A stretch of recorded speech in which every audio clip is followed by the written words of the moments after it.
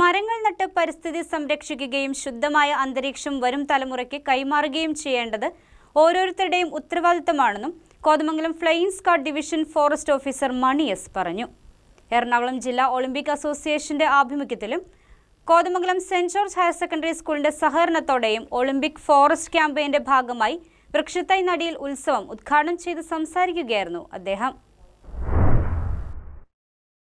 2036 Olympics ഇന്ത്യയിൽ സംഘടിപ്പിക്കുമെന്ന പ്രതീക്ഷയ്ക്ക് ഐക്യദാർഢ്യം പ്രഖ്യാപിച്ചുകൊണ്ടാണ് Saint George higher secondary school ക്യാമ്പസിൽ വൃക്ഷത്തൈകൾ നട്ടത്. School manager reverend doctor Mathew Kochupurackal അധ്യക്ഷത വഹിച്ചു. Kothamangalam flying squad division forest officer Mani S വൃക്ഷത്തൈ നട്ട് പദ്ധതി ഉദ്ഘാടനം ചെയ്തു.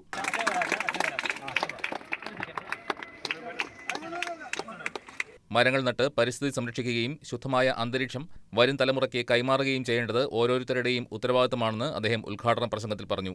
എറണാകുളം ജില്ലാ ഒളിമ്പിക് അസോസിയേഷൻ ജനറൽ സെക്രട്ടറിയും ജില്ലാ സ്പോർട്സ് കൗൺസിൽ എക്സിക്യൂട്ടീവ് കമ്മിറ്റി അംഗവുമായ ജോയ് പോൾ ഒളിമ്പിക് ഫോറസ്റ്റ് പദ്ധതിയെക്കുറിച്ച് വിശദീകരിച്ചു. അർച്ചിത പി.എ. പ്രതിജ്ഞ ചൊല്ലിക്കൊടുത്തു. തുടർന്ന് എല്ലാവരും പ്രതിജ്ഞ ഏറ്റുചൊല്ലി.